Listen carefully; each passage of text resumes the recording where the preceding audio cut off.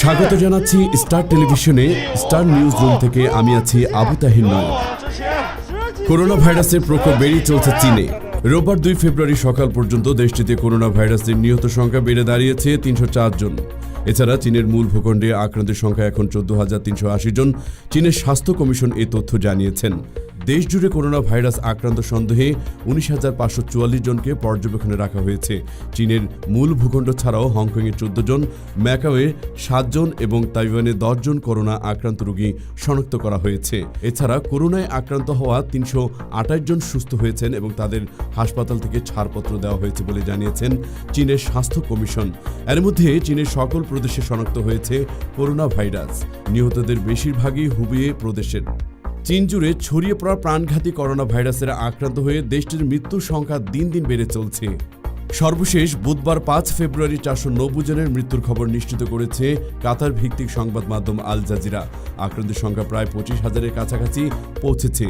হাসপাতালে ভর্তি আছেন 12,627 জন, যাদের মধ্যে 771 জনের অবস্থা গুরুতর। বুধবার চীন স্বাস্থ্য মন্ত্রণালয় এই তথ্য জানিয়েছেন। এর মধ্যে 25টি দেশের 175 জন করোনা ভাইরাসে আক্রান্ত শনাক্ত করা হয়েছে।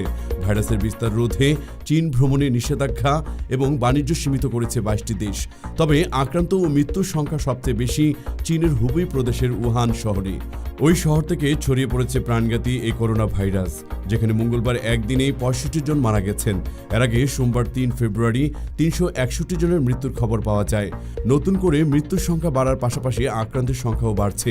গতকাল পর্যন্ত এ রোগে মৃত্যুর সংখ্যা ছিল 425 জনে। আক্রান্তের সংখ্যা ছিল প্রায় 20,000-এর মতো। এর মধ্যে করোনা ভাইরাস মোকাবেলায় বৈশ্বিক জরুরি অবস্থা ঘোষণা করেছে বিশ্ব স্বাস্থ্য সংস্থা। সুইজারল্যান্ডের জেনেভার হুর মহাপরিচালক অ্যাডোনাম গোবিয়াসিস এক সংবাদ সম্মেলনে এ ঘোষণা দেন। চীনের হুবেই প্রদেশের উহান থেকে উৎপত্তি হওয়ার করোনা ভাইরাসের প্রাদুর্ভাব অন্য দেশগুলোতে ছড়িয়ে পড়েছে। এদিকে চীন থেকে বাংলাদেশে আসা যাত্রীদের পরীক্ষা করা হয়েছে। সেখানে আটকে পড়া 312 জনকে শনিবার 1 ফেব্রুয়ারি ফিরিয়ে আনা হয়। তাদের কারোর শরীরে করোনা ভাইরাস পাওয়া যায়নি। সরকারের পক্ষ থেকে বলা হচ্ছে, করোনা ভাইরাস মোকাবেলায় সর্বোচ্চ সতর্কতা অবলম্বন করা হয়েছে। এদিকে করোনা ভাইরাসের চিকিৎসায় বড় ধরনের অগ্রগতি দাবি করছে থাইল্যান্ড। তারা জানায় HIV এবং ফ্লুরো প্রতিরোধে ব্যবহৃত ঔষধ একত্রিত করে একটি মিশ্রণ তৈরি করা হয়েছে। ব্যবহারের 48 ঘন্টার মধ্যে আক্রান্তদের অভূতপূর্ব উন্নতি হচ্ছে, যা মার্স ভাইরাসের ক্ষেত্রে চীন ব্যবহার করেছিল। নাক, চোখ, মুখের মাধ্যমে সংক্রমিত হওয়ার পাশাপাশি আক্রান্ত ব্যক্তির মলের মাধ্যমেও করোনা ভাইরাস ছড়াতে পারে বলে সতর্ক করেছেন উহানের গবেষকরা। জ্বরের বদলে প্রাথমিক লক্ষণ হিসেবে ডায়রিয়া দেখা গেছে বলে তারা জানান। ভাইরাসের বিস্তার ঠেকাতে চীনের সঙ্গে 10টি সীমান্ত পথ বন্ধ করে দিয়েছে হংকং। ভ্রমণ নিষেধাজ্ঞার পাশাপাশি বেইজিংয়ের সঙ্গে বিমান চলাচল বাতিল অব্যাহত রেখেছে বিভিন্ন সংস্থা। চীন ভ্রমণ করা বিদেশিদের উপর নিষেধাজ্ঞা আরোপ করেছে যুক্তরাষ্ট্র।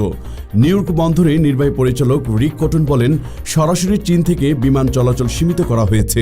গত 14 দিনের মধ্যে যারা চীন ভ্রমণ করেছেন তাদের যুক্তরাষ্ট্রে প্রবেশের কর্তৃপক্ষের অনুমতি লাগবে। আতঙ্কিত হওয়ার কিছু নেই, এই নিষেধাজ্ঞা সবার জন্য। চীন বলছে, নিষেধাজ্ঞা আরোপের মাধ্যমে ভীতি ও উদ্বেগ তৈরি করেছে যুক্তরাষ্ট্র। করোনা ভাইরাস মোকাবেলায় নিজেদের ভুল আর ঘাটতির কথা স্বীকার করে নিল চীনের শীর্ষ নেতৃত্ব। মঙ্গলবার 4 ফেব্রুয়ারি the politburo standing committee বলেছেন, জাতীয় জরুরি ব্যবস্থাপনা সিস্টেমের আরও উন্নতি করতে হবে। এর মধ্যে বন্যপ্রাণী বাজারে বড় ধরনের অভিযান চালানোর আদেশ দেওয়া হয়েছে। মঙ্গলবার পর্যন্ত করোনা ভাইরাসে আক্রান্তের সংখ্যা 20,000 ছাড়িয়েছে আর মৃত্যুর সংখ্যা বেড়ে দাঁড়িয়েছে 425 জনে। এর মধ্যে শুধু একদিনই 3,000 মানুষের আক্রান্ত হওয়ার খবর পাওয়া গেছে। দেশটির ন্যাশনাল হেলথ কমিশনের তথ্য অনুযায়ী সোমবার দিনই হুবেই প্রদেশে মারা গেছেন 64 জন। এই প্রদেশ থেকে প্রাণঘাতী এই ভাইরাসটি ছড়াতে শুরু করেছে বলে মনে করা হয়। এদিকে 2002 থেকে 3 সালে সার্সের মৃত্যুর রেকর্ড ইতিমধ্যে অতিক্রম করেছে। আবার চীনের বাইরেও এ পর্যন্ত অন্তত 125 জন করোনা ভাইরাসে আক্রান্ত ব্যক্তিকে চিহ্নিত করা হয়েছে। এর মধ্যে ফিলিপাইনে একজনের মৃত্যু হয়েছে, হংকংয়েও একজনের মৃত্যু শনাক্ত করা হয়েছে। বিশ্ব গণমাধ্যমে প্রকাশ করা হয়েছে ওই ব্যক্তি চীনে গিয়েছিলেন। চীনের সরকারি বার্তা সংস্থা দেওয়া তথ্য অনুযায়ী স্ট্যান্ডিং কমিটির বৈঠকে সভাপতিত্ব করেছেন দেশটির প্রেসিডেন্ট শি জিনপিং। এখানে বলা হয়েছে, এই ঘটনা চীনের সরকারি সিস্টেমের জন্য একটি বিগ টেস্ট, যা থেকে শিক্ষা নেওয়া জরুরি। রিপোর্টে বলা হয়, মহামারী মোকাবেলায় ভুল ত্রুটি আর ঘাটতি চোখে পড়েছে। আমাদের জরুরি ব্যবস্থাপনা পদ্ধতি উন্নত করতে হবে এবং জরুরি বিপজ্জনক কাজগুলোর মোকাবেলায় আরও দক্ষতা অর্জন করতে হবে। একই সঙ্গে বন্যপ্রাণীর অবৈধ বাণিজ্য অবশ্যই বন্ধ করতে হবে এবং বাজারে নজরদারি বাড়াতে হবে। মনে করা হয় হুবেই প্রদেশের উহান শহরে একটি বন্যপ্রাণীর বাজার থেকেই ভাইরাসটি ছড়িয়েছে। উহান তাই এখনও সরকারি পদক্ষেপে অগ্রাধিকার পাবে ও আরও মেডিকেল স্টাফ উহানে পাঠানো হবে। রিপোর্টে বলা হয়েছে, মহামারী প্রতিরোধে কর্মকর্তাদের পূর্ণ দায়িত্ব নিয়ে কাজ করতে হবে এবং যারা দায়িত্ব পালনে ব্যর্থ হবেন তাদের শাস্তির মুখে পড়তে হবে। এর মধ্যে সেরিব্রাল পালসিতে আক্রান্ত এক কিশোরের মৃত্যুর পর 2 জন কর্মকর্তাকে তাদের পদ থেকে সরিয়ে দেওয়া হয়েছে। ওই কিশোরের বাবাকে করোনা ভাইরাস সন্দেহভাজন হিসেবে কোয়ারেন্টাইনে নেওয়ার পর ওই কিশোরের মৃত্যু হয়। বাবা ছাড়া তাকে দেখভালের আর কেউ ছিল না। সোমবার একদিনেই 64 জনের মৃত্যু, এখন পর্যন্ত একদিনে বেশি মৃত্যু রেকর্ড। এর আগের দিন 57 জন মারা গিয়েছিল। উহানে দ্রুততার সাথে 2টি নতুন হাসপাতাল করা হয়েছে, যদিও সেগুলো এখনও পুরোপুরি কার্যক্রম শুরু করেনি।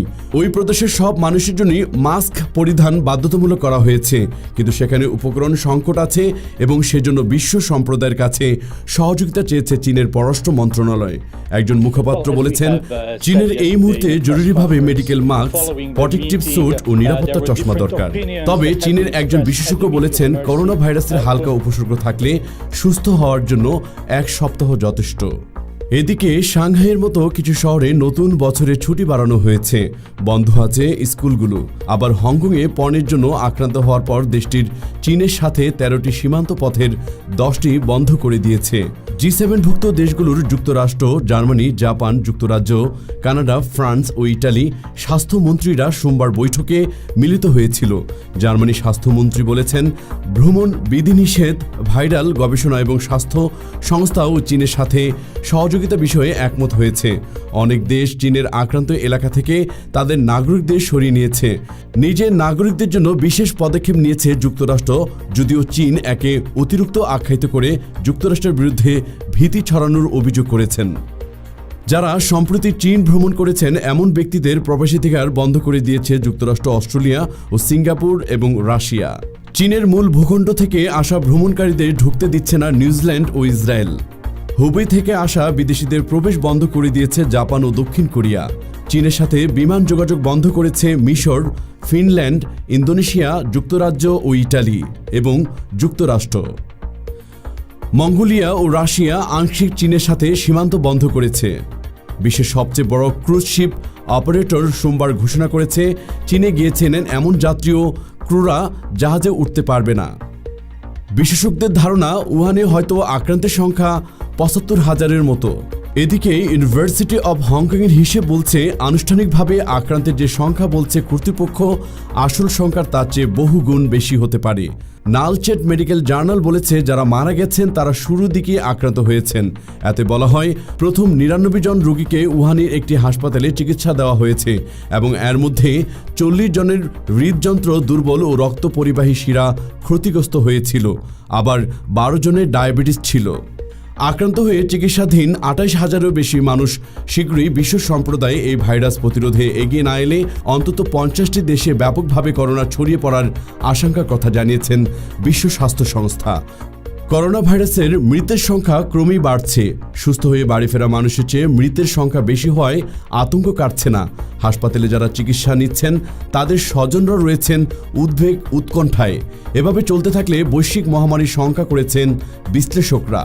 বিশ্ব স্বাস্থ্য সংস্থা বলছেন, অন্তত ২৭টি দেশে ইতোমধ্যে করোনা আক্রান্ত রোগী শনাক্ত হয়েছে। এখনই প্রতিরোধ করা না গেলে অচিরে অন্তত ৫০টি দেশে ছড়িয়ে পড়বে ভাইরাসটি। বিশ্ব স্বাস্থ্য সংস্থার প্রধান কর্মকর্তা টেড্রোস আধহানুম গেব্রিয়াসুস বলেন, এখনও সময় এসেছে বিশ্ব সম্প্রদায়ের এগিয়ে আসার। সবার সম্মিলিত প্রচেষ্টা ছাড়া আমরা এই রোগ থেকে নিস্তার পাব না। পরিস্থিতি খুবই খারাপ হচ্ছে দিন দিন। রাজনৈতিক, কারিগরি ও অর্থনৈতিক সহায়তা নিয়ে এগিয়ে আসতে হবে উন্নত অনুন্নত সব দেশকে। ৫৬ দেশে ৩,৭১১ যাত্রী নিয়ে যাত্রা শুরু করা প্রিন্সেস ক্রুজ জাহাজ এখন পর্যন্ত ২০ আরোহীকে করোনা ভাইরাসে আক্রান্ত হিসেবে শনাক্ত করা হয়েছে। বুধবার থেকে জাপানে ২ সপ্তাহের জন্য জাহাজটি পর্যবেক্ষণে রাখার সিদ্ধান্ত নিয়েছে কর্তৃপক্ষ। বিশ্ব সংবাদ আজ এই পর্যন্তই। পরবর্তী সংবাদ পেতে সাবস্ক্রাইব করে যুক্ত থাকুন।